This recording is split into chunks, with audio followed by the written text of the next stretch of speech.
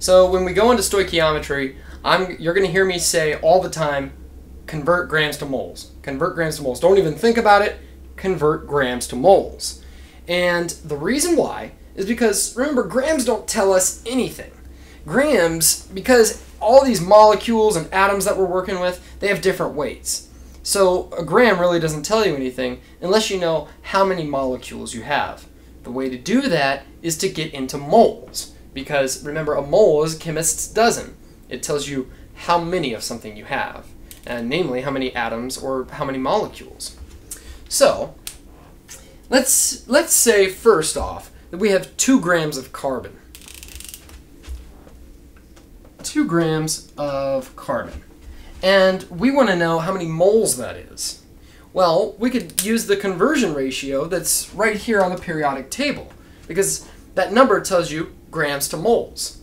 So I would look on the periodic table. It says 12.01, and so I know that in 12.01 grams, that's 1 mole. There's my conversion ratio right there. I'm going to take grams, put it on the bottom because I want to get rid of it. I want to go into moles, and the conversion ratio tells me it's 12.01 grams in every 1 mole. So I could just plug that in and say, okay, 2 times 1 divide by 12.01 equals 0.1665 blah, blah, blah, blah, blah. And so the grams cancel. We have moles. So if I have 2 grams of carbon, I have that many moles of carbon. That's easy because we're given that conversion ratio. It's right there on the periodic table. But in this case, when you have a chemical formula, it's going to be a little bit different because we don't have a nice conversion ratio for this molecule. Now this one that I put up in this configuration is isopropyl alcohol. It's the same stuff you pour on your cuts when you scrape yourself or whatever. And it looks like this. It has 3 atoms of carbon, a total of 8 atoms of hydrogen, those are the white ones, and 1 atom of oxygen. Now remember, this is a molecule, so it behaves as 1 unit, right? And what we don't know is the conversion ratio. We don't know how many grams of this thing are in 1 mole. And that's what we want to find out. So let's say I had a dozen of these molecules. Well, how many atoms would I have? Well, how many carbon atoms would I have? Well, I would multiply 3 by a dozen, and that would tell me how many, right? And I would multiply oxygen by a dozen, and that would tell me how many oxygens I have. So we could use that with Avogadro's number to find out how much 1 mole of this weighs. So what I'm going to do, I ultimately want to find out how much 1 mole weighs. So I want to get grams per 1 mole of C3H8O isopropyl alcohol. Okay? And so what do I know? All right, well, I know that there are 3 atoms of carbon, 8 atoms of hydrogen, and 1 atom of oxygen.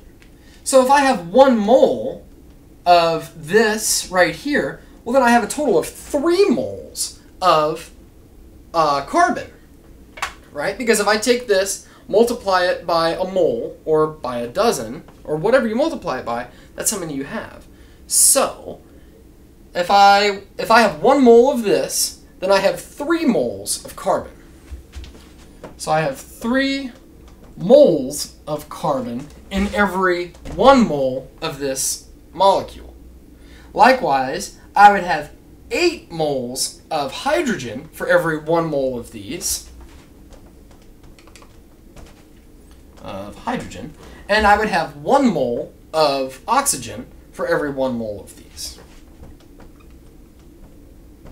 Oxygen. Okay. Now, if that's confusing, just remember a mole is just like a dozen. If I had a dozen of these, how many of these would I have? Well, I would have 3 dozen, right? So if I have 1 mole of these, how many moles of carbons would I have? 3 moles.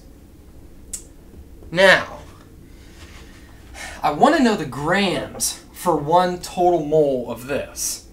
So now I've broken this down, and now I can look at the periodic table. And it says that for every 1 mole of carbon, it's 12.01 grams. And in hydrogen, it's 1.008 grams. Oxygen, it's either 15.9994 or 16 grams. So now I could just multiply 3 times this, 8 times this, 1 times this, add it all together, and I get the total weight of 1 mole of this molecule.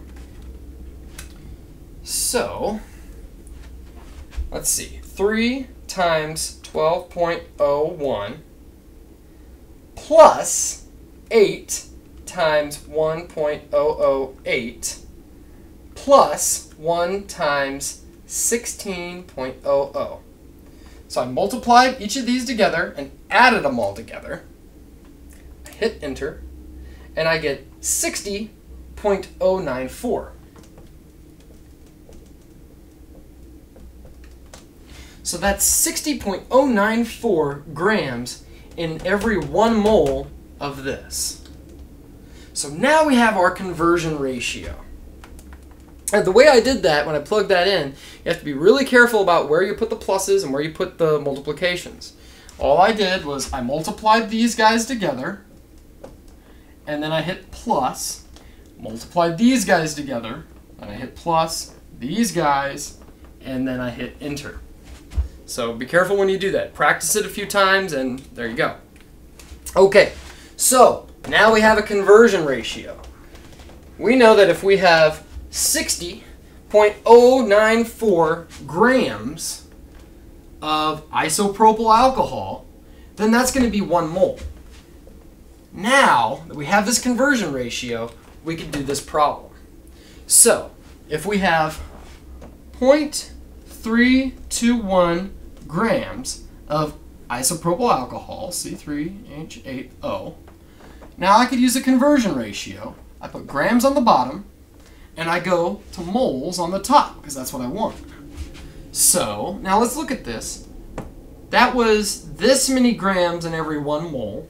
So since that's my ratio, I need to keep that consistent. The 1 goes with the moles, and the numbers go with the grams, 60.094 grams.